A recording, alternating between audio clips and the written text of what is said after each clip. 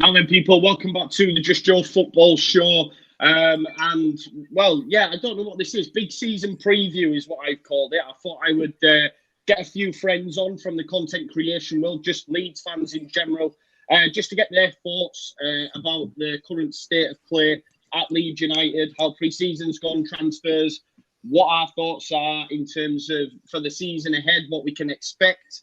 Yeah, I just wanted to open it up to the guys just to get a different opinion for those that watch the channel as well.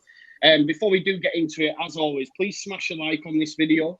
The more likes, more views, all that jazz. You know how the algorithms work. I don't, but you guys do that watch it, man. So just smash a like on it, share, subscribe, all that sort of jazz. And yeah, I'm just going to open it straight up.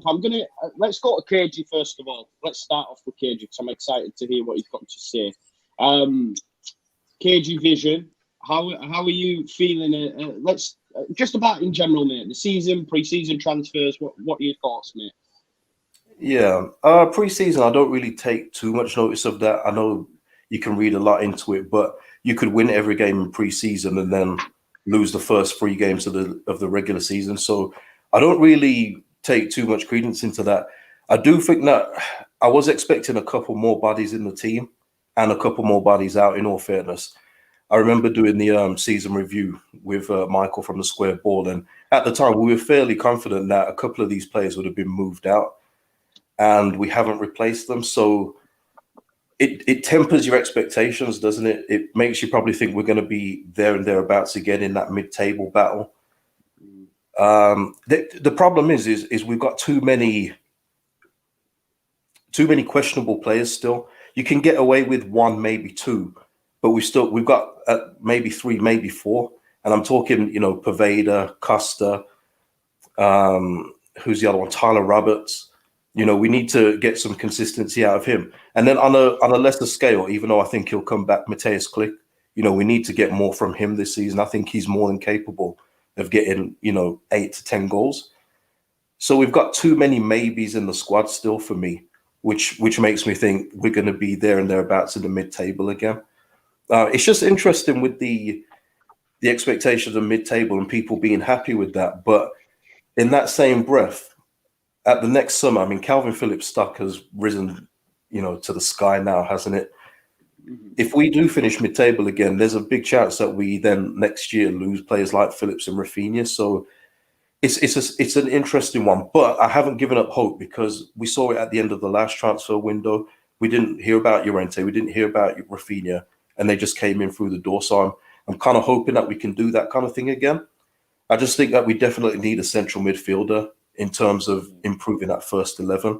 And the 2 we've been linked with, sorry, I'm going on a bit here, but the 2 we've been linked with, Conor Gallagher, Joe, get some tissues, we're going to mention Conor Gallagher here, and Lewis O'Brien. Mate, honestly, you were emotional, man. I felt sorry for you. Yeah, because I thought he'd been a perfect fit. It was frustrating for me as a fan as well, seeing people question. I've had to say this on the show, and I'll say it again. Just because a player is in a poor side does not automatically mean that he is poor. It's the same with the Lewis O'Brien. Everyone in the comments saying me, please for Huddersfield. Have we not had poor sides but had great players within that side that have then moved to the Premier League? Yes, we have. And I think the fact that Orta and Bielsa were so big on Conor Gallagher, I get the loan without a purchase and all that sort of stuff, but he would have been perfect for us. And I think for me, for him to choose Crystal Palace, I just thought it just lacks ambition for me personally. Because Joe, there's many factors why I might have chosen Palace, and the fact is he'll probably start more games there, and that's the point I'm getting onto with both him and Lewis O'Brien. I think they supplement the squad for sure when we need to replace an injured or suspended player. But when I think of like a player like a Team Coop Miners, he comes into that first 11 and improves it, therefore moving somebody out of that first 11, which is what you need to do in order to jump up the table. So it's just interesting just to see where we go from there. Yeah, there's loads you've put there. I was going to ask you, about the potential players moving on. I read an article yesterday from Joe Donahue at Leeds United Live, and he was making the case that maybe Leeds are trying to move players on first before bringing in another winger, maybe a Costa or a Poveda. Ben, what are your thoughts on them two? Because with Poveda, for me, people hammered me for this, but I don't think he'll make it at Premier League level. There's a reason why, for me, he's played at Barca, City, Arsenal, Brentford, all these top football clubs, but moved on. There's got to be a reason for that for me. Yeah, and I mean, I put Poveda in the same kind of group with Roberts, where they come on, they make an impact without making an impact, if that makes sense. Mm-hmm. They come on, they look sharp, they're direct, they carry the ball well, but they've not offered anything in terms of numbers, goals, assists. And it's frustrating to see, it really is. And, you know, I'm not going to sit and I'm not going to slag any of the current Leeds squad off because they're there for a reason, but there are some players who need to pull the weight, Costa being one of them. He frustrates the life out of me because we've seen that he's got talent when he was at Wolves, but we've never seen it. And he's been here long enough now to be able to, you know, he's a senior member of the squad. He should be pulling his weight. You see Jack Harrison in the work rate. You see Rafinha in the work rate on the wings. There was times where I've looked at Costa and I think, do you really want to be there? Are you interested? And it's almost like he has no confidence. He'll come on, he'll have a poor first touch, and that's him. He's gone. Ed's gone. Every time he's been a clean set, a new season, a chance to excel, he doesn't take it. Yeah, he started last season quite well, a couple of goals, but he never followed up with it. He didn't grow into the season like other players did, and that's the frustration for me. You know, we're in a league which is highly competitive, playing against the elite, the best teams in the world with the best players. You can't have any passengers. Every player's got to pull his weight, whether that's, you know, your certified starting 11 or your 23s that are coming up and filling in gaps. They've got to give 110% on that pitch. And that's the only reason why we finished where we did last season. You know, the finish last season were dangerous for us because it leaves us with expectation from us fans as where we're going to be this season. You know, it's a dangerous thing because, yeah, we had a great season and everyone were over the moon, but if we finish, you know, 2-3 places lower, is that a poor season this season? For me, no. It's all about the long-term goal, long-term picture. You know, Kagey mentioned some names, Coop miners in terms of signings, and I appreciate that, and I think it'd be a worldy signing. But all you've got to do is look at the other clubs that is linked to, and they are already with Champions League, if not pushing for Champions League football, and you can't compete with that. You know, Victor Orta does an amazing job. He sells the dream, and it's always followed up by the management that we've got, the performances. You know, we're always going to be in a good place, and the confidence level for me is always going to be there. But when you're competing against these big teams with more money and you know, the same ambition but better squad to do it in a quicker time, you know, some players don't always see as a long-term goal as a success. You want short-term. You know, you look at Jack Grealish. Fair enough, he's earned his big move to City, and by God, does he deserve it? He does. He's a fantastic player, but you know, he's 25 now, and he's stuck around at Villa for so long. They've not quite elevated to this level, like, albeit they've got this release clause that no one saw anyone paying. City have come and done that, and you know, fair play to him. He's an ambitious footballer. That's what you got to do. You know, you also mentioned the Calvin Phillips point, and although I agree with it, you know, it's all about long-term vision, and that's what there is at Leeds now. There's a long-term vision, and do I see Poveda and Costa as part of that? I'm not too sure.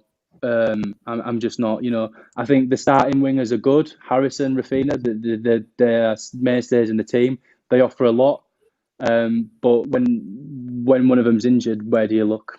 I'm not sure that we've got the quality to implement that straight away, and that's why, you know, the winger for me is a priority, as well as centre midfielder.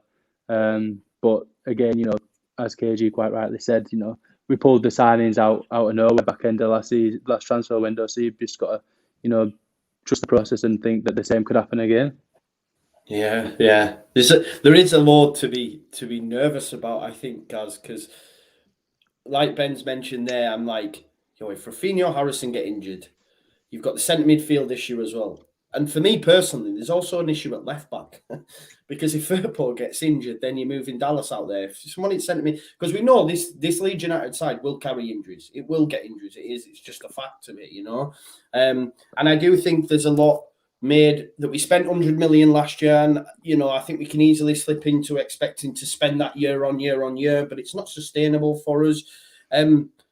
But I agree with what Ben, especially Costa. I think his time's maybe up, because I want him to do well. I do want him to do well. But like you say, he'll come on, he'll make a pull pass, poor touch, or he'll give a foul away. Like, he'll give a foul away towards the edge of our box with a stupid challenge. Guys, have you anything to add, or maybe you'll come in with the positivity vibes? Mate, genuinely, I can't really add much more to what KG and Ben have said. They're absolutely spot on. I think for me personally, with Costa, it's like flogging a dead horse now. I think we've spent too long thinking, this will be it now. He'll change it.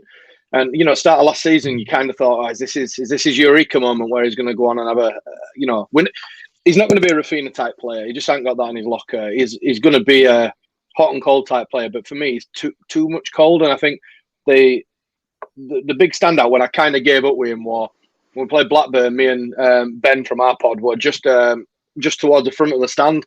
And he basically got wiped out by like a 14-year-old with minutes left. And I just thought, tired or not, pre-season or not, you're a senior player with, promotions behind your name, international experience, and you just kind of got murked by a child. And at that point, I kind of thought, do you know what? Like, if you were a left back and Costa were coming on, you'd think, I think I've got your number here. If I volley you a couple of times, get amongst you, you don't want to know. When was the last time he appeared to go by anybody? Like, when was the last time he drove at somebody and you thought, something's going to happen here? He doesn't do it. Like, and I put Poveda in a similar bracket, but the thing that Poveda's got that Costa aren't really, he's got a bit of time on his side. I think with Poveda, for me, he needs games. We need to see, is he the player that obviously Marcelo thinks he is, and that Pep Guardiola thought he was, and the other big names he's been linked with and played with, or is he just a show pony that comes on, does a couple of step overs, we all get a bit excited, but actually there's no real end product from it. And again, I know pre-season can't be really judged, but watched him the other day against the Ajax. Did he play in the first 23s game for Ajax? I think he did, didn't he? And he was woeful. He was woeful. He was not involved in the game at all. And Ben and KG are right. I mean, it's like balancing expectations, and it's difficult because we as Leeds fans all see our club as the pinnacle, if you like. And the reality of the matter is that we're a massive club. We're massively well supported. But in terms of our journey in the Premier League, we're not. I don't think we're quite at the challenging for Europe stage just yet. And if we're going to follow the Leicester, sort of model, which is what we've been talked about, and before that we tried to follow the Wolves model, but didn't really follow the Wolves model. But anyway, that's a different story. Then we're going to have to be at a point where we appreciate that we're going to lose some of the stars occasionally if we don't continue to progress. And like KJ said, that's like my sort of burning worry in my stomach that next season we have a similar season to what we had last year with finishing in around mid-table. But then, Calvin gets an opportunity to go play in the Champions League. What will Calvin be then? 26, 27, something like that. Rafinha has a solid season. His stock rises again. And I think the thing that we've got to kind of accept is that we might lose them players if we don't continue to grow as a club. And we might have to follow the Leicester model. I think if we do lose them players, and God forbid we do, I don't want to lose either of them. Like, wrap them up in cotton wool and give them a lifetime contract for me. But I think the proof in the pudding comes then is the vision from the club of we replace them with better, and that's where Leicester found that sweet spot. They've lost Mahrez, they've lost N'Golo Kante. They've lost top players, but they've always replaced them with equal, or in some cases they've kind of got better. And it's a really difficult one because as a fan of a big club, you don't want to see that happening. You want to see your club year on year continue to progress and get better and better and better. And like, I got a bit of pelters on your show the other day, Joe, from somebody on YouTube telling me we should be aiming for title and that I'm a naysayer and all this type of stuff. I'm not a naysayer. I'm just realistic. And the realism of it is we spent 100 million last year in the summer. We weren't going to go and spend another 100 million, whether we're owned by a billionaire or not. Radrizzani doesn't empty his bank account into Leeds United. He's not a Leeds fan as much as it pains us. Yes, he's a Leeds fan now because he owns a club, but he's not going to empty his life's wealth into a club that ultimately he's got obviously a love for and is engaged with because it's his club now. But is he going to bankrupt himself for a football club? I don't think he is. So this idea that we're going to go out and spend another 100 million, 150 million, 200 million to continue to push us on ain't going to come at the moment. Now, the proof will be in the Bielsa pudding. We know what we've got. We know he knows what we've got. If it's going to be Lewis O'Brien who comes in door next, it's somebody that Bielsa wants. If we get a winger later on the window, we can be damn sure that it's somebody that Bielsa wants. And ultimately, we live and die by the Bielsa sword, don't we? He continues to push this club on, or he doesn't. And it's top level football. It's difficult, isn't it? It's really, really difficult. I don't know. I mean, that sounded really negative. I think we'll go on and have a great season. I think we'll be in and around where we were before. Because let's look at how well we did last season. I still don't think we saw the very best of Rafinha towards the end of last season. I don't think we've anywhere near seen 50% of what Rodrigo can offer the side. And I still think that it might take him a couple of months to get going still. I think he needs games. He's a confidence player. He needs games and goals. When he came on against Burnley and scored arguably that worldie with a turn in the chip over the keeper, you saw a different player. He looked like a different beast altogether. And I think he's one of them that if he gets off to the season to a flyer, manages to stay injury-free, you'll see what we kind of bought. Llorente, I thought, has been top class in pre-season up until getting his injury. Struijk looks like, I'm not being funny, but we like to make bold statements. But if he continues to develop the way he's developing, he's a two-footed centre-half who's so calm, reads the game really well. He's a bit physical as well. That kid, literally the sky's the limit for him. And then you start looking into the midfield. Calvin's had a massive summer where his stock's risen and he's arguably one of the best players in that position in the Premier League. In the world, bro. In the world, arguably, mate. Yeah, and then the bit for me is, Kagey touched on it, the bit for me is that click roll. That click roll is the difficult one for me, because if Click doesn't get going the way that we know he can, I think that's where we can look exposed a little bit. And I'll put my neck on line and say I think that Lewis O'Brien is a fantastic signing for that reason only. He is an industrious, decent delivery kind of player, and I think he'll take the burden off Klitsch a little bit. I think as well, just to touch on O'Brien, mate, it's like I've seen a lot of people who are enthused by the signing, and as much as I get that and I understand it, there's certain Leeds fans who won't have been enthused by Matthias Klick starting games, Stuart Dallas and Calvin Phillips. And I know it's hindsight, I know it's a wonderful thing, but if you're a Leeds fan and you want to believe in the club and you've got to believe in the manager, and Gaz quite rightly said, there's a reason why it's that player that's coming in. He's young, he's hungry, he's made nearly over 200 touches in the championship at 22 years old. He is a proven talent with unbelievable potential, and all it takes is the right manager to unlock that. People saying, well, as a combative midfielder, he's not going to challenge Calvin Phillips. But Calvin Phillips were an attacking midfielder or a box-to-box for Bielsa turn. You just don't know what you're going to get. O'Brien could sign. He could be the best left winger we've ever had. You just don't know, because you don't know what's going to happen. It's not about what the player is now. It's what it can be. It's looking at the qualities. And it's the perfect age. He's 22.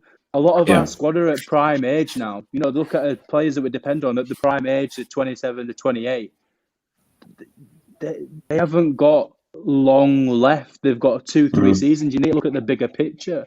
That's what this club's all about. And I keep talking about it, but you talk about Leicester, it's all about progression year on year. And that's not always in terms of league places. As long as you're battling within the right part of the table and you're growing behind the scenes, you're growing your stock, that's what it's all about. And, it's not always about bringing in big names. It's about bringing in what you need. And we need someone box to box. And if the club feel like they've got the right attributes, you can't knock it. If he comes and he's not what we expected, then we've got right to be able to say, look, we made a mistake. But I'm a massive footballing fan, but I'm not a big footballing man. I don't look at stats. I'm by no means a scout or an analyst or whatever. I just know what I see, and I know and I like what I see. The massive thing in this season is we're going to have a full Ellen Road again, and that in itself is a new signing. And I think we all agree with that. It's massive. Yeah, massive, mate. Loads in there, guys. Thank you so much. We've had a couple of super chats as well, and we will get to them as well. Just on that as well, I agree, like what Gaz is saying. I think don't ever, I'm going to put Solanum's comment up. He says, we were all happy nodding and agreeing with Angus and Rads 1 year ago when they spoke about the 5-year plan to get into Europe. bigger stadium. Someone else made a comment as well that maybe that's why we're being a little bit more frugal, because obviously we're wanting a 55,000 seater, and it can, that could be a reason. He says Leicester model, etc. Fans now whinging like Sport Plastics just 1 year in his bollocks. If that's aimed at us, like genuinely, I know these guys, and we are all positive for the season ahead. Don't get it twisted. Absolutely. It's just being a little bit real, because I think, Gaz touched on it, and KG, I had a conversation with a fan on Twitter, and I'm sorry to bring it back to Conor Gallagher. This bit isn't about Conor Gallagher, but he said, "This is Conor Gallagher show." They are prepared for that bit. Someone said in the comments, "Let it go, Joe." But when I mentioned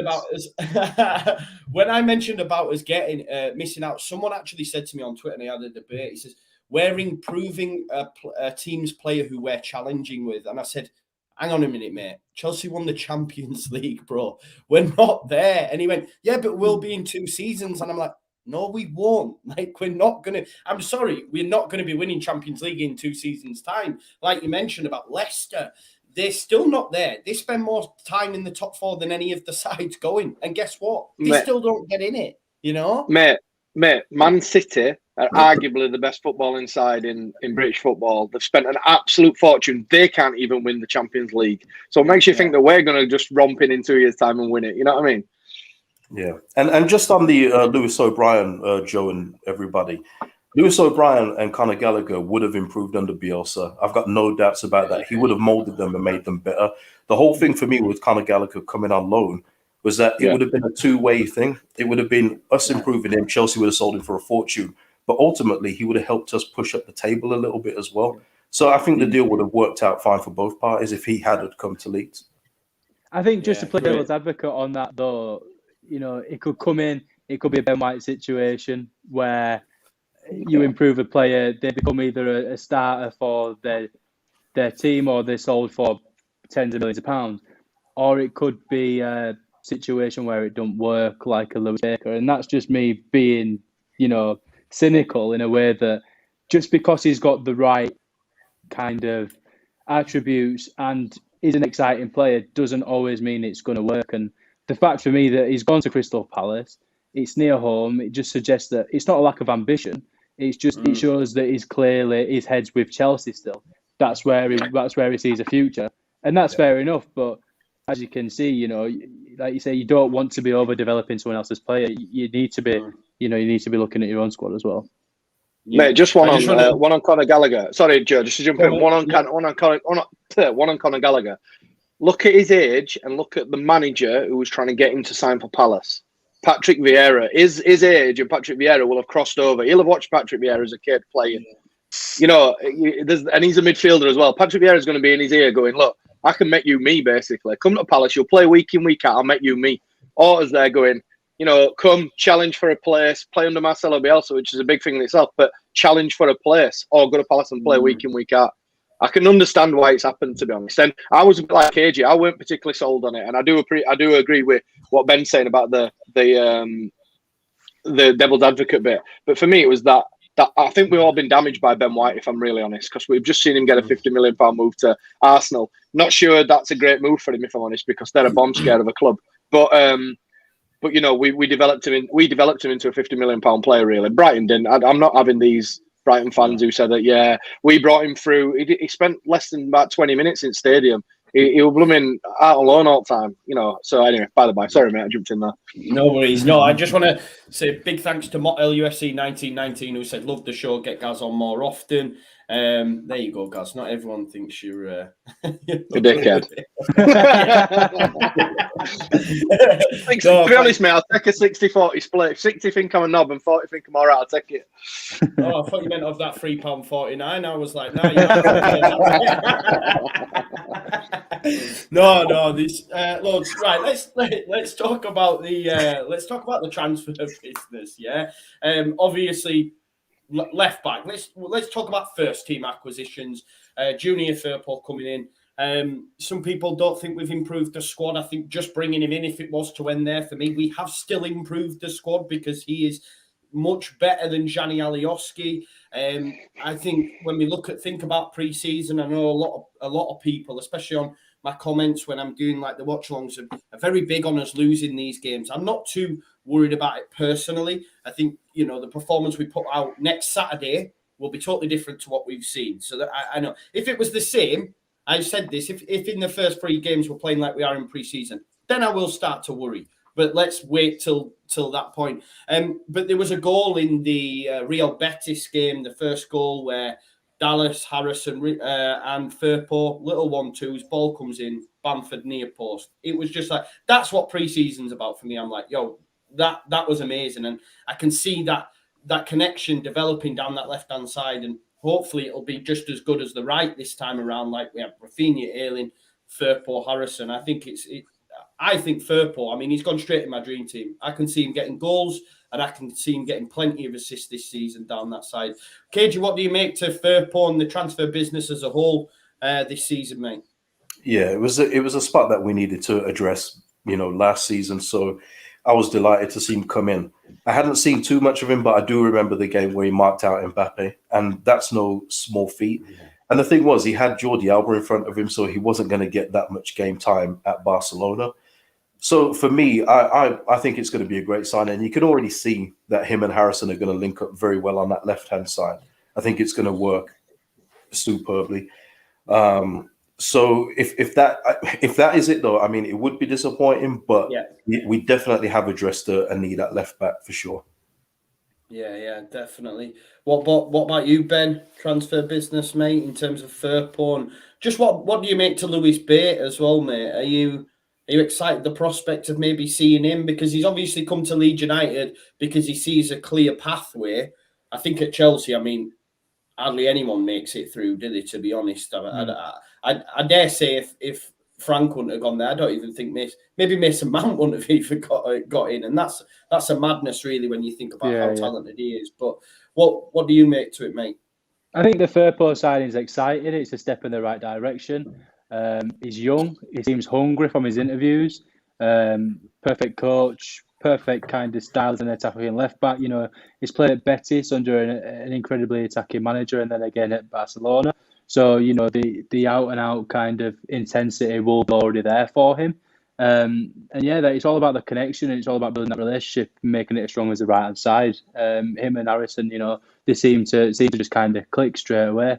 Even, you know, Blackburn, you could see he was a little bit cagey his first game, but you know, it's all about progressing. The fitness has got to be there, but we know that he's an overlapping centre half with end product, and that's exactly what we needed. You know, Alioski did a job for us last season. There were games where we were putting in some fantastic balls. He was doing all the right things, but there were always that moment with Gianni Alioski where you thought, when's he going to fuck it up?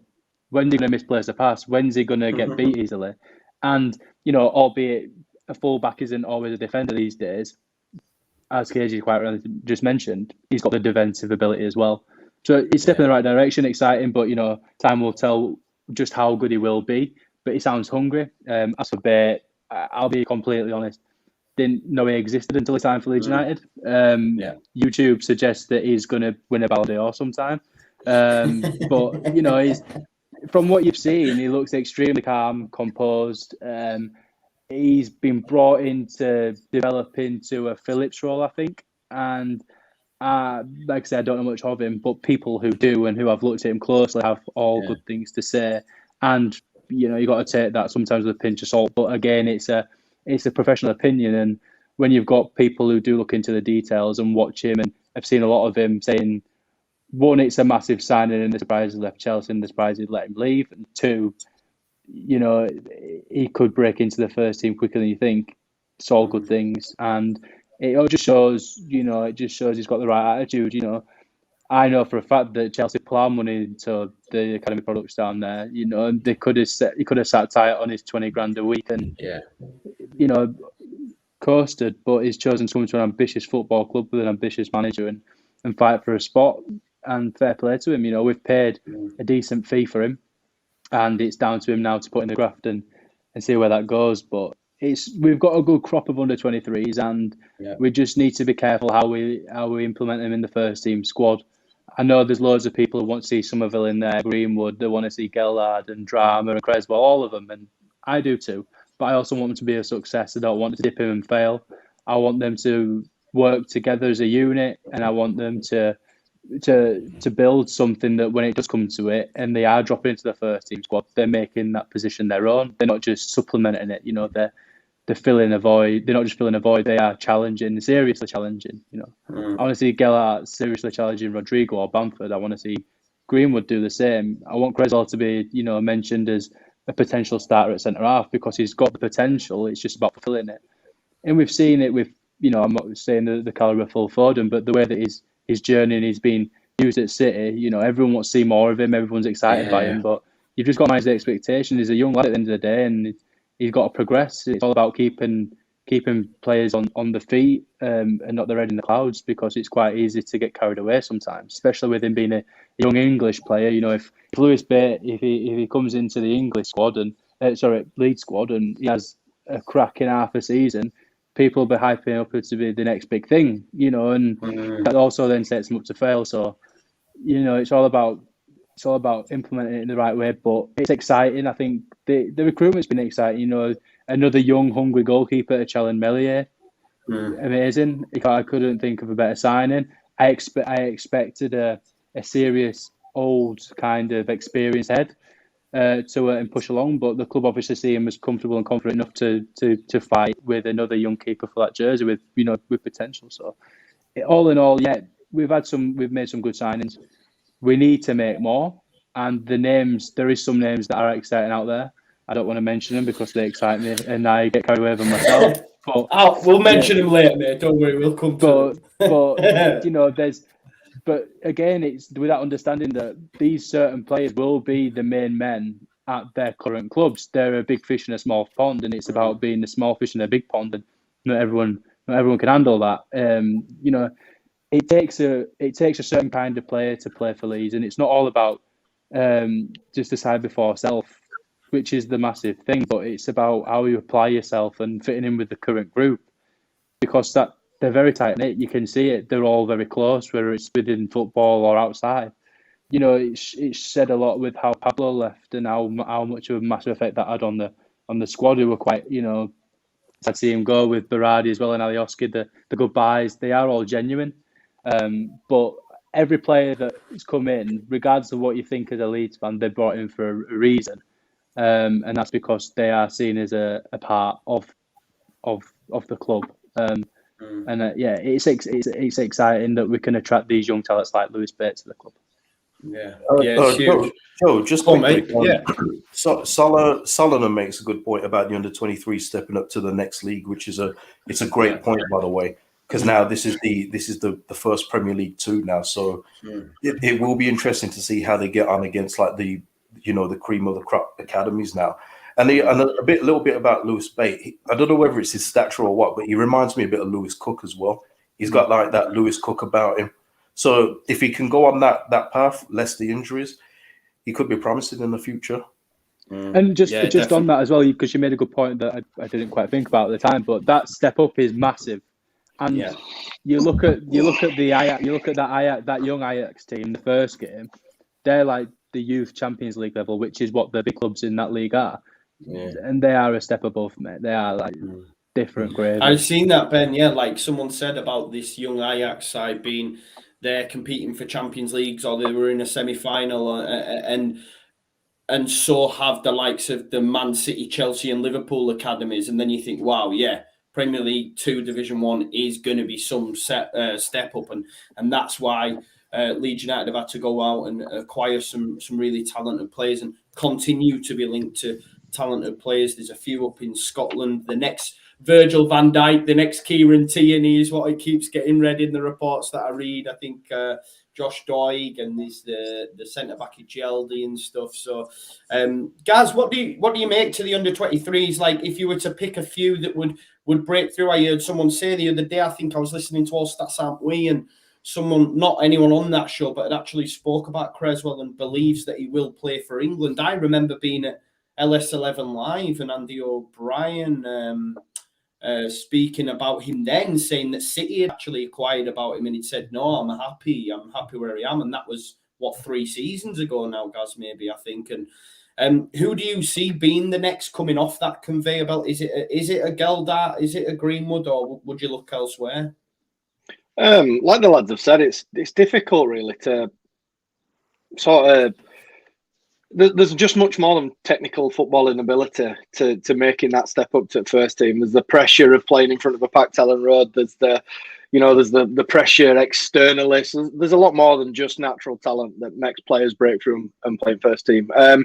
For me, I'd say Gallard's probably the next off the line. He's been a bit unfortunate. He's obviously got a knock and it's kind of hampered him a little bit. But from what I heard, he was impressing in training and he's as fit as he's ever been and all this type of stuff. So he appeared to be the next one.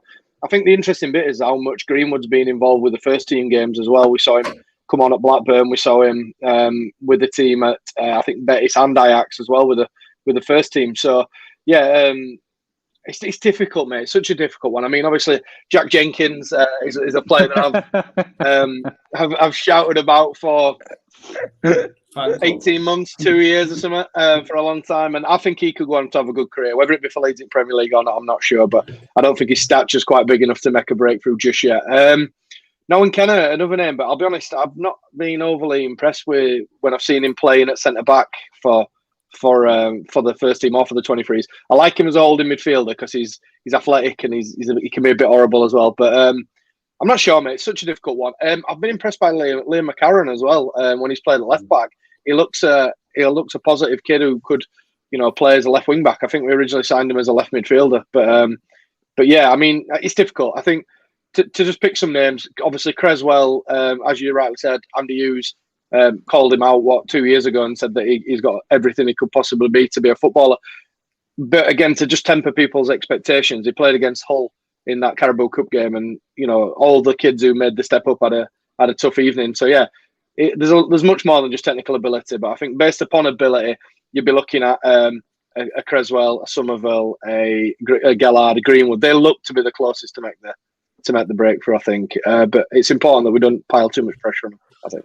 Yeah. And I think just to add to that one as well. I said Andy O'Brien. Different player, mate. Different player altogether. I know, right? Someone's hammered me in the comments as well for my eyes, man.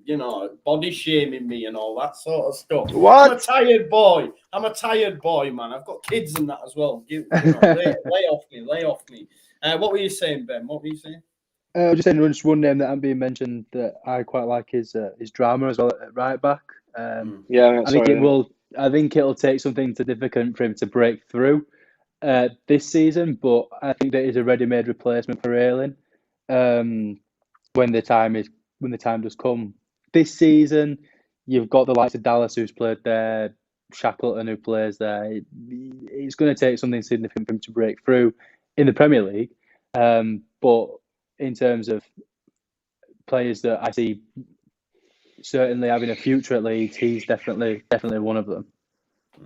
Yeah, he does. It's mad doing it. Like I say, people saying that I was listening to something last night, and again, I tried to lap it up from all sources because it's better. It's good to get different opinions, and like you say, people know much more about the game than me and all that sort of stuff. And there's this rule that Bielsa has of 18 plus 4, and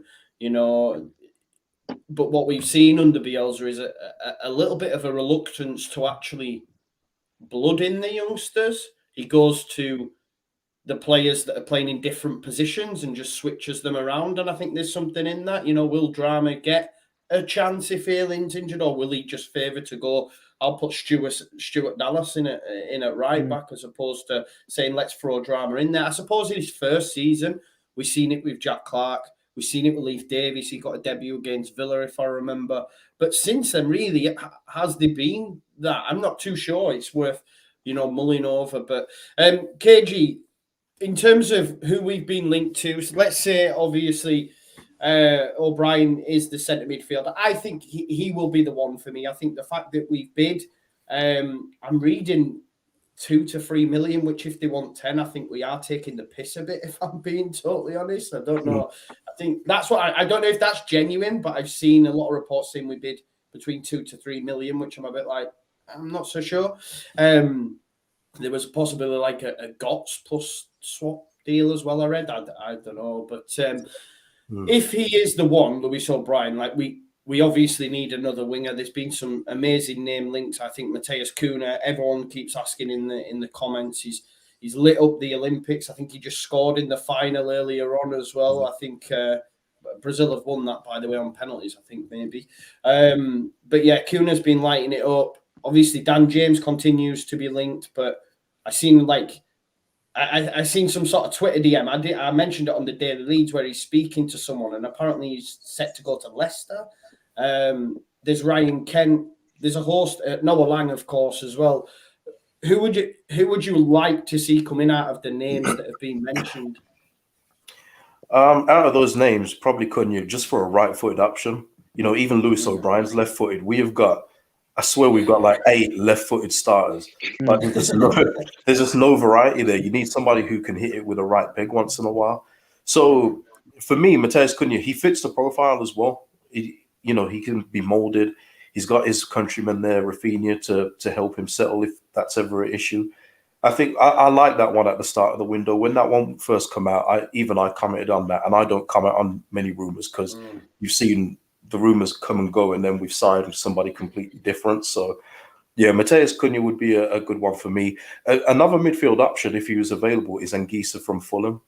Now, I think he would be, I think he would be superb. And I don't know how much he would cost from Fulham because I know they paid a fair bit for him. But if there was a way we could get him for some midfield still, that would be a really good signing too. But again, for me, it's never been about names. It's all about what fits into the system. So Lewis O'Brien, if that's who Bielsa and Orta think will fit, I'm more than happy with that.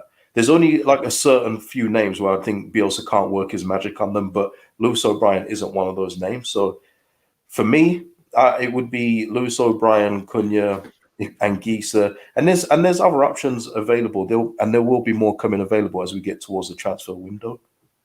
But and also, guys, just on the league position, what I would love for us to do, which we haven't done in years, what could take care of that European thing, is a cup run, man. Just put something into a cup run for once and get past the Crawleys and all these guys and see what we could do. If we could get into Europe via that route, it's possible. Everyone's got a chance in the cup, even though it seems to always go to Man City in the end. But there is a chance there and finish mid-table. I wouldn't scoff at that. That's just me personally, though. Yeah, no, I think it's a fair point, Ben. What do you reckon? A decent cup run, because Bielsa does seem to throw him, but we know with his time, like at Bilbao, he got to a few finals, didn't he? But at Leeds United, although he says he respects the competition, I have felt at times he's basically thrown them. Like the teams have been absolutely shocking. Players in mad positions, I'm sort of glad he got Costa in the false 9 out in pre-season and not an early Carabao tie, because that would have gone bad. What do you think to a cup run there? I mean, it'd be exciting, and I'm sure everyone would be all on board with it. To me, league position is everything. I think we do sacrifice those games because we look towards the Premier League. But as you quite rightly said, it probably is the best. If you're looking at more short term for European football, then yeah, it's going to be within a cup run. Would I be too bothered if we didn't do it? No. But again, it would be nice to see us challenging for some silverware, because obviously, especially my generation, we haven't seen it apart from obviously the championship winning season. I'm talking, this prestigious FA Cup. If it's anything, I want it to be the FA Cup because it's prestigious. It's a world-renowned trophy.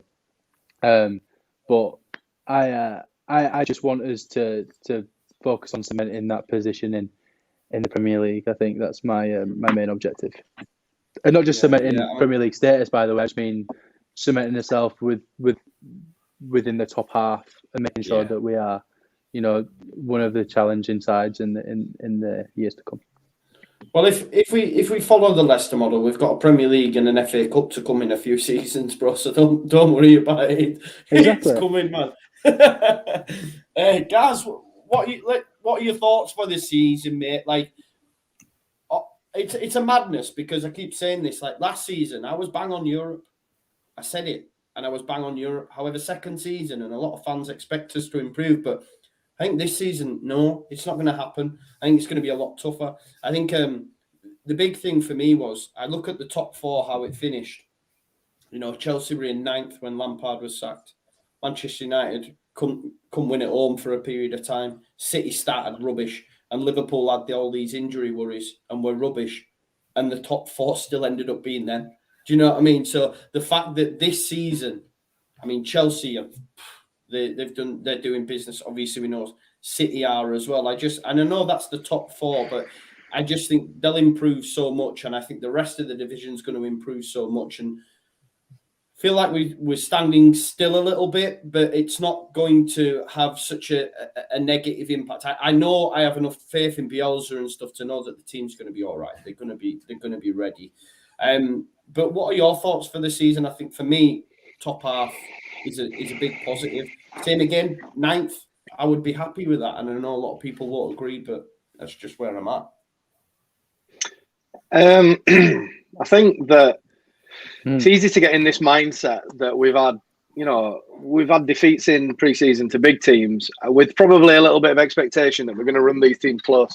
I think the important thing to remember about pre-season, and I'll get to the point you asked in a minute, Joe, I'm not running off on a tangent, is that the players will have done another session in the day without a shadow of a doubt. Without one doubt. I mean, we were at Blackburn, Ben. You were sat a bit further over from me. The players looked absolutely bollocks on 90 minutes. Absolutely knackered. Against Ajax the other night, it's the first time I've ever seen Jack Harrison look like he was blowing out of his arsehole. And that guy is super fit. So I'm just guessing that they've probably done another session. So on that point, it's easy to get to the point where we think that, we're going to regress a little bit. We're going to slip back because of what we've seen in pre-season. The fact that we've not signed these players that we were linked with, that we wanted to sign, your Rodrigo de Pauls, your Nathi Hernandez's, all these other players that we keep getting linked with by the Twitter sphere and various clickbait websites and stuff like that. And me. I think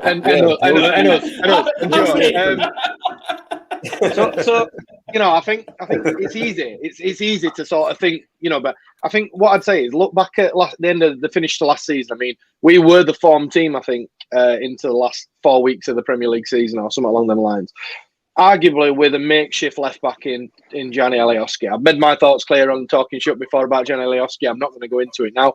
So arguably we've improved that part of the team in terms of Junior Firpo coming in. Dallas has proven that he's been fantastic in midfield. He wouldn't be my choice personally in midfield long term. You know what I mean? I wouldn't be chucking my weight around Shutt Dallas being, a mainstay in midfield. But he's been fantastic when he's been asked to play there, and he can cover Junior Firpo as well. We're looking at potentially getting Lewis O'Brien in, who's obviously somebody that Bielsa wants and rates and sees that he can make an impact to the team. And the longer the transfer window goes on, we'll decide whether we go and get a winger or not, which I agree with Ben. I think we should go and get a winger. But back to the original point that you asked me, I think the mindset that we get ourselves into, and I'm guilty as well. I got to Tuesday this week and I thought, do you know what?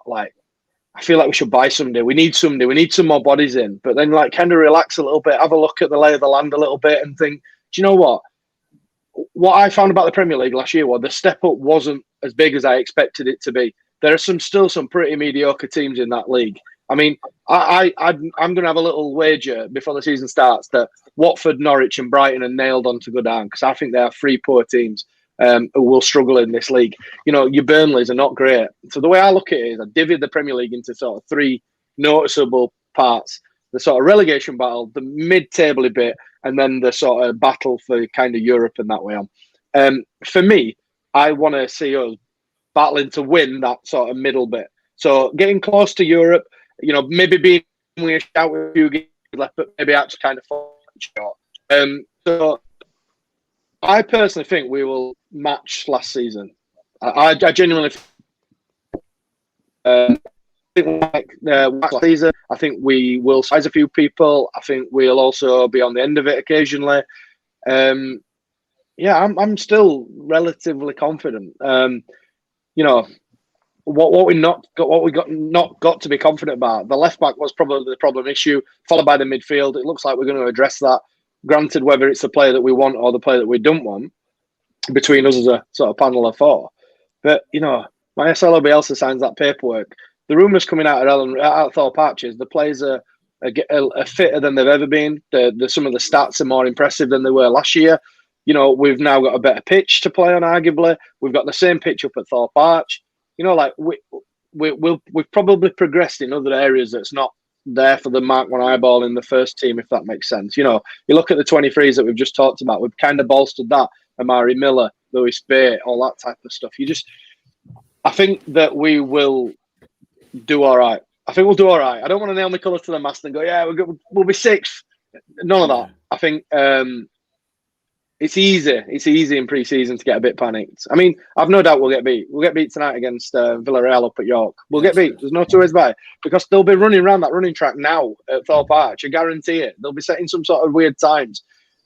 You know, we'll get beat. But as we know from pre-season before under Bielsa, I think there was a pre-season where Oxford beat us. We struggled against Guiseley and all them type. And then we came out and obliterated Stoke on first day of season. And poor old Eckenbottom sat in Sky Studio just going, well, I don't know what he's done because I couldn't get a tune out of these, but look what's happened. And we'd literally signed nobody. So, you know, I think me personally, I know I've come around the houses a little bit, but I feel like I have to justify my responses. I think we'll be in that mid-table sort of bracket. I think we'll be there and thereabouts, sort of the topper end of it. Europe might be a step too far, but I think if we were ever going to sort of push beyond that, I think that injuries are very important this year. I think that players playing in the positions that they, you know, is better for them, if you like. I think Patrick Bamford and Rodrigo and goals from wide are massively important. Goals from midfield. We massively relied on Bamford, and I think it's important this year that if he doesn't get off to a flying start, if he doesn't score in the first 4 or 5 games, we kind of don't panic.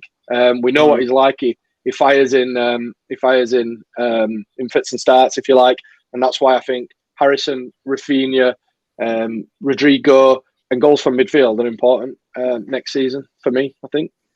Joe, just on that in terms of the midfield, the mid-table battle, it's just that I do see Aston Villa doing a lot better this year.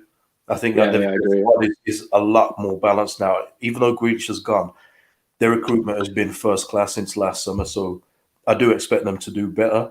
But Gaz is right. There's a lot of teams like the Newcastles. I mean, even Southampton now, if they don't get the striker right, they could be in that relegation battle also. Because they, you know, with Ings last season, they were looking very, very ropey. So, and even Vestergaard's might be leaving too. So, that's why I'm saying I don't think we're going to be in any kind of relegation problems. But I do see us in that bunch. And even though Arsenal, I think I saw somebody say Arsenal spent 50 million on Ben White, but they've still got a lot of very, very bad players. So there's even a chance that Arsenal could dip below 8th. Tottenham, Harry Kane, we don't know what's going on there. You know, Everton under Benitez. There's just a lot of unknowns all around the place in that bunch that we're involved in. So I think it's going to be interesting just to see who comes out on top of that bunch of teams in that mid-table.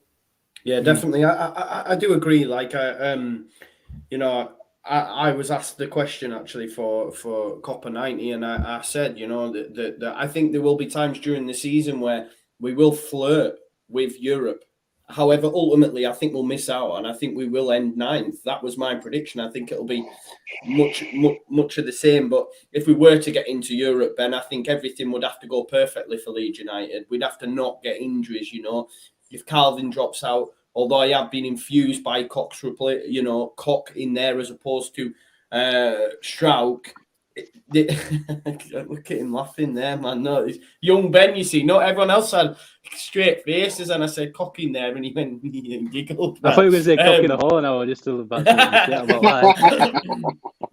No, but I think, you know, it would have to be near perfect, wouldn't it, for us to get into Europe, to be fair. And just to pick on that, I actually don't like Cock there, personally. Oh, really? Do you prefer Strauch there?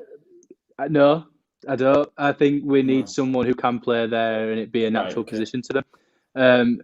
Can he do a job? Yes. Can he do it consistently? I don't think so. I think we need better someone. I think he's an incredible centre-half, and I like what he brings to us as a centre-half. I think he'll be a real leader from centre-half, but I just don't think he's got quite the right attributes to be able to push on further forward.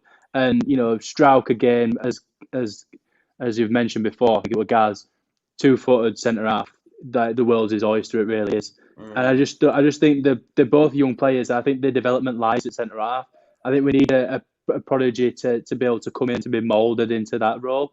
You know, Forshaw looks to be in and around the squad. It's a massive ask for him to get some consistent games this season, but he's the more kind of likely natural fit and someone like him. And as well, just to pick on another point about European football, which I'm sure we'd all love, even if it was the European Conference League or whatever bullshit they've made up this season, it's you've got to think it'd be nice, but it might be also premature. We've got a small squad, and it means more games. And I'm just playing devil's advocate. I'm not saying by any means I don't want European football, because I would love it. I would love nothing more than to see Leeds United in Europe. However, you got to just be logical and just think, it's all about taking the right steps, like Leicester did, like certain other clubs have done. And, Wolves, they flew into the Premier League. They managed to get some European football, and they faltered. And they could be another, if the manager's not right, they could be another that might flirt with 100%, yeah. True. But it's a massive season. At this moment in time, it's all if, buts and maybes. But I think we can all, as a collective, say that we're excited and we're enthused by what we already know about the squad and the players. And we know that we expect a good season. We don't see any trouble. We don't see any issues. We need a bit more recruitment, whatnot. But as it stands, if we were to go into that game on Saturday, how we are, we're all confident that we're going to have a good season. And that's the best place to be at this moment in time. Yeah, what game as well, guys, to kick us off with. Let's have a chat about just looking ahead to that game. I think we've got 3 great games actually to start before the international break. I didn't even realise that there's about 3 international breaks before Christmas, isn't there, or something like that. It's so frustrating. I think obviously we've got Manchester United, Everton, then Liverpool. Burnley, sorry. And then it's Liverpool, isn't it? But what are your thoughts? Obviously, Manchester United away next weekend. What a way to start the season. I think I can't wait. Ole Gunnar Solskjaer start coming out saying Leeds are in better preparation and all this BS, And I was saying this morning about how it's not our fault you've told Jadon Sancho to take longer off, because Calvin's been back in training for about a week now. You know what I mean? Sancho and Varane haven't even joined up with Manchester United yet. But what are your thoughts going into that game, guys? Are you excited? Do you see Leeds getting a result? I'm going 2-1, mate. We're nicking one from Old Trafford, I'm telling you. But listen, I'm positive. When I look at games on an individual basis, we never lose. Like I was going to do one of them. I was going to do one of them predictions where you predict every single result over 38 games, and I was thinking it's pointless because Leeds will win the league by 10 points. Do you know what I mean? So going unbeaten in your case, eh? Well, that's what I would do if I did it individually. I'd be like, yeah, we can nick one there, 1-0, yeah, 2, and then before you know it, we've won the. But guys, what are your thoughts, mate, ahead of the next weekend? A week away now, man. I think, first and foremost, it'll be a different game to what it were last year. We've now had a year in Premier League, a bit more experience, and there's going to be fans there as well. And as we know, it'll be a raucous atmosphere. Leeds fans will take over the place without a shadow of a doubt. And I think, we don't like to say it, but the Norwegian PE teacher has got some great players at his disposal who've got the ability to change a game. And that I think that's ultimately what's kept him in a job, if I'm honest, because I feel like he's a bit of a flawed gaffer. But it's going to be a tough game. I would be more than happy to come away from Old Trafford with a point. I think for me, it's that first game. It's always that bit of what do we look like? Do we look sharp? Do we look up? Do we look fit? Do we, are we up for it? Are we, win the first tackle, win the first header. Get 5 minutes of possession, just that bit of just watch us grow into it a little bit. I just don't want no ring rust kind of thing. And I don't think we will. Notoriously under Bielsa, that's not sort of how it works. So yeah, tough game. I think I'd take a draw. I'll take a 1-1 away from Old Trafford, to be honest. Yeah, We've got 3 games. Just before we wrap up, obviously the first 3 games, and then we've got an international break, guys. We've got Manchester United away, Everton at home, and then Burnley away. I think they're the first 3, and then we have an international break before the Liverpool game. What do you see the points return in them 3? 6 points. 6 points, yeah. KG beat Everton, beat Burnley. Yeah. Yeah, nice. Kagey, talk to us about Man United and obviously just that run of first three. Sorry. In terms of the points, oh man, I hate doing stuff like this. It's tough to, because you could get a point against Man United and then just lose the next game, and you know how it goes. But against Man United, I don't know. I've got a preview on my channel coming up next week. I've got to give it some more thought. A point, like Gaz said, that would be nice. I just don't want anything like that 6-2 debacle, you know. And it's something for me where I can't even remember the game. Like I blacked it out that bad.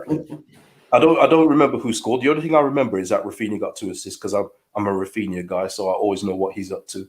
But anything else, what's he doing right now? Well, he's probably around with Rodrigo behind the scenes. I don't know.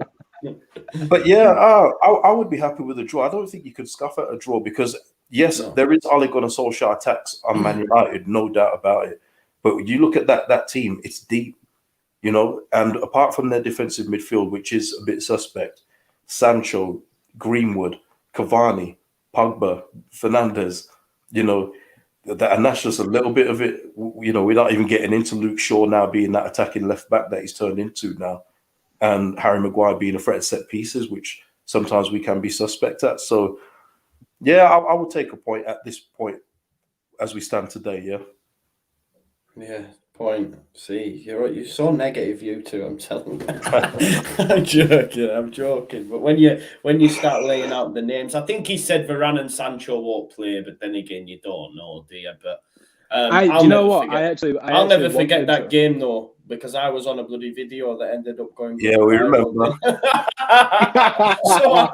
so I'll never forget. So you're basically famous, aren't you, Joe? No, I wouldn't say that much, mate. I just remember because McTominay turned into prime Paul Scholes, didn't he? Man, he was brilliant that game. To be fair to him. Go on, Ben. Sorry, mate. I mean, it'd be a huge risk for him to start. I mean, Varane. It'd be a huge risk, and that would be him playing a name rather than a fit player. I would be worried for Man United if I were a Man United fan. I know it's easy for me to say as a Leeds fan, but we've looked sluggish in pre-season. Yes, we have, but as we've pointed out, that's probably down to the players running 100 kilometers a day, probably, and they will have, have next to no energy when it comes to these games. It's all about getting the minutes in the legs. It's about preparing for that game. And Bielsa is the most intelligent football manager in the world, and he knows that the players need to be ready for that first game of the season.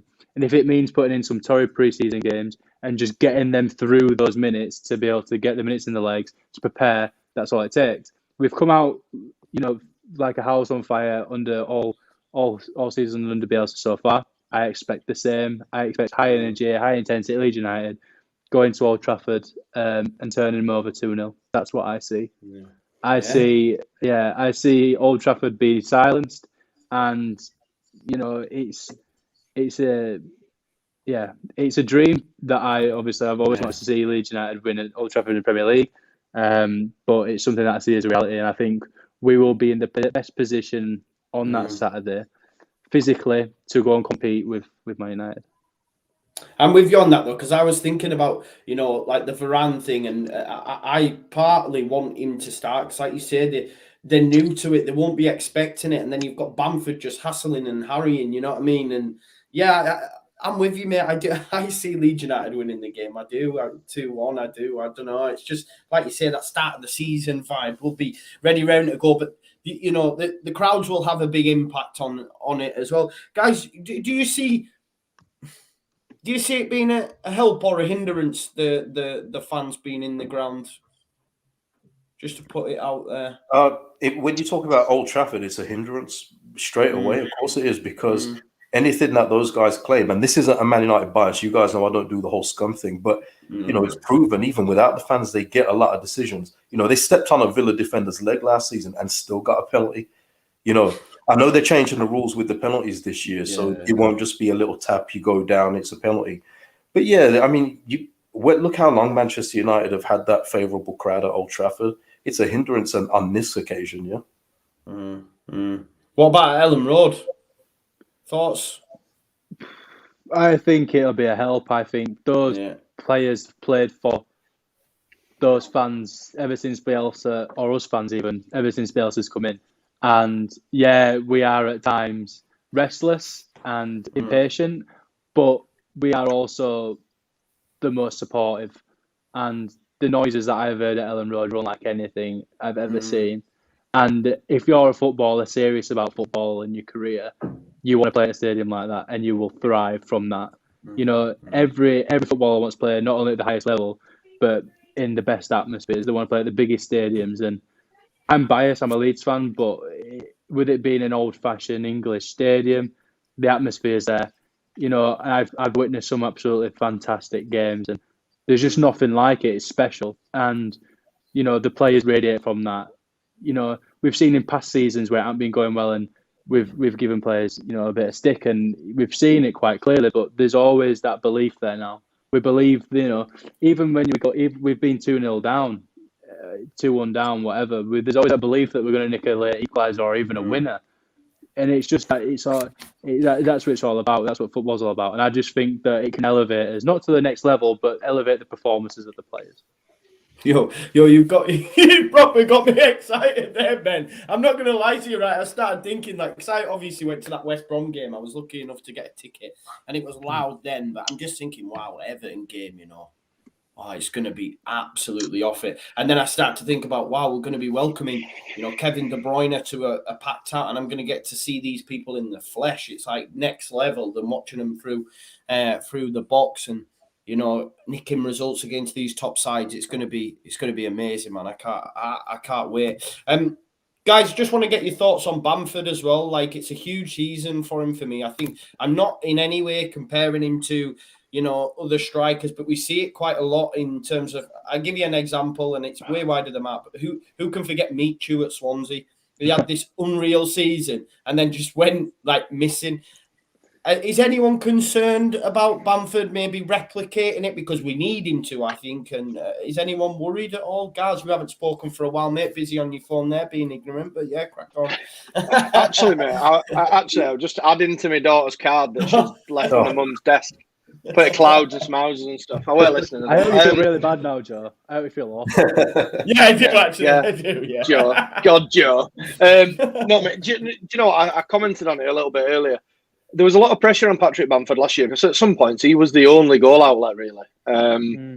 Nobody else was really chipping in, certainly from a midfield point of view. I mean, did Raf get 4 or 5? I think Harrison did he get 7 or 8 or something along them lines? And then Bamford will way out in front kind of thing. So I think, again, it's about managing expectations, and there'll be less stress on Patrick Bamford if other people in the team chip in with goals. If we get more goals from set pieces, if we get more goals from wide, more goals from midfield, then there won't be so much pressure on Patrick Bamford to go and replicate what he's done this year. But I've spoken to a couple of people who may have played in and around Patrick Bamford, and they said he's one of the most natural finishers they've ever sort of played with, if you like. And he proved that last year. He could score when given the opportunities. He's a little bit more of an instinctive striker, I feel. We saw, particularly in the Championship, when he had time to think about it, sometimes it went a bit wrong. But also, he's a confidence player, and he should go into the season flying. And I think the way he took his goal against Pace gives you a little insight into the confidence is still there. But again, it's not something we need to worry about if we get goals from other parts of the team, I think. The thing is, and I know it's like a bit of a long shot, but he was in that England conversation. Yeah, true. And if he's serious about it, then he's got to back it up. He's not just a one-trick pony. He's not just done it in the Championship and then a year in the Premier League. He's got to show us that he's a consistent goal scorer like the players in England squad are. So for me, it's by personal merit. He deserves this season. It deserves the opportunity to add to that goal tally. I'm not saying he might hit the dizzy 16, but if he's in or around it, because Patrick Bamford's a lot more than goals to Leeds United, and we all know that. You can't replace him in the work rate. But he owes it to himself, I think. He's been in that England conversation, which no one expected. And I think that putting the right performances, he probably will be mentioned again. I'm by no means saying he deserves a place in the England squad at the moment, but it's like dangling fruit, isn't it? And it's just for him to go, he should be chasing it. He should be chasing that dream. Yeah, definitely. Anything else to add, Kagey, on that? Yeah. Are you looking forward to Bamford? Yeah, I mean, I'm more looking forward to Jack Harrison improving his finishing this year. I think he will do that. There's so many times last season where Jack Harrison got into a superb position and then just ballooned it over the bar or something like that. I think he would have worked on it. He's that kind of guy that works on his game throughout the summer. We've seen it on his IG. And I think he'll do that. And if you're getting more goals from Harrison, we'll get more from Rafinha. I think Rodrigo's capable of getting more goals too. You just need to share it out. You don't need Bamford to get 20, essentially. You know, Chelsea have done, you know, and Chelsea's a wild bloody comparison, but they didn't really have a main striker last season. You know, not one that was firing, but it's about contributions from everybody else. And if Dallas can still get his 7-8, we'll be in all right shape. Yeah, I hope so. I do hope so. Like I say, I can't wait. I just want to, like I say, we'll end it there, guys. I don't want to keep you all in these little rooms and that for your Saturdays. So we will end it there. Just thanks to everyone who's watched on today's stream. Remember, I will be back live as well. No rest for the wicked at 6:45. We'll do a watch along of the Villarreal game as well. So if you're about. The video is there, just sat waiting. So jump across and hopefully I'll see you there. Before I let the guys go, Kagey, what's going on Kagey Vision? I've seen obviously you did a video with Bradley Johnson just the other day. That was a good watch. So if you haven't seen that, guys, make sure you go check it out. But Kagey, what's going on over there, mate? Yeah, if anyone wants to check me out, it's Kagey Vision. The name, well, it was on the screen somewhere, I think, but. Yeah, I've got the video there explaining about my day with Adidas for the home shirt shoot. Also, the conversation with Bradley Johnson. Next Thursday, I've got a Man United versus Leeds preview with Man United fan Ransom Bant. So that should be very, very interesting. And yeah, man, just come over and subscribe to the channel, man. Support a hardworking Leeds fan. Yeah, make sure you check it out. I just want to say as well, Kagey, when I seen that Adidas video, I was like, "Who is this guy?" Because I didn't recognize you without your cap on. Yeah. I got that a few times. Yeah. Yeah. Did you take it? And they said, "Look, mate, you're gonna have to take it off." No. I don't have an Adidas cap, so literally, I had unfortunately, I had Nike trainers on too, so I couldn't get anything from the trousers down. It was so. Yeah. I knew I wouldn't be able to wear a cap. That's why I had my head freshly shaved. See, you think they'd have brought some some gear and that with you? Your man decked you out here. Get some Adidas sneaks and that. Did you get to keep your top? It's coming. It's coming. Yeah, what signed in that? Is something special coming with it? No. Come on, guy. Calm, man.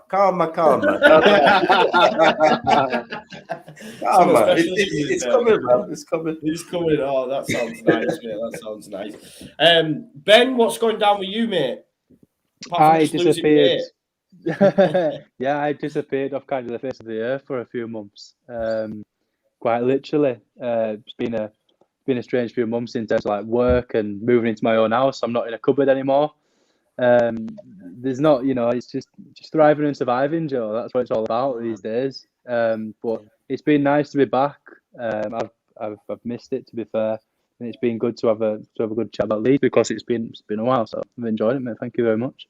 Good man. We'll have you back. 100%. Thanks for coming on. And Gary, obviously, you got the band back together in actual person the other day. A few gremlins, but it was still a good listen. What's going on with Talking Shutt? Yeah, mate, in true Talking Shutt fashion, we bought all this nice gear. We went to a secret location and we were sat. And then Ben got up to move a camera, kick something, and we just got white noise for us here. So we ended up having to share two mics at work. It's just true Talking Shutt fashion. But yeah, we're back in 3D, back doing it together, which is nice. Myself and Mike and Ben and Mike have never actually met in the flesh, which is peculiar because I've been recording with him for a while. So yeah, we're back in the flesh, back in 3D, if you like. We've just set up a TikTok today, which I've been playing with, and we've popped a few videos out, and we've branched out onto Twitch and stuff as well. So yeah, just keeping doing what we've always been doing for, like, going through the TikTok a little bit. I looked through some photos of like people we've interviewed and stuff, and we've been going for like nearly 4 years. No, man, none of that shit. No, none of that shit. Check it out at TikTok, at Talking Shutt on TikTok. Right, yeah, we had a little look at some of the people we've interviewed and how long we've been going, and we've been going nearly 4 years now as Talking Shutt. So yeah, if you don't already watch us, then come and be underwhelmed at Talking Shutt. It's always a good listen, man. Each and every one of you is like you say, you all had something. And thank you. I just want to thank you all for coming on. Make sure you do check out Talking Shutt, obviously Kagey Vision as well on YouTube. I should have put the links in the description, to be fair. So if you're watching this after the fact, they will be there because I will add them. So yeah, sorry for not doing that, guys. But thank you for giving up your Saturday, for joining us, and the lads for jumping on as well. And I'll see you back here at 6:45 if you can be bothered to do that, because we probably are going to get beat again. So just relax, okay?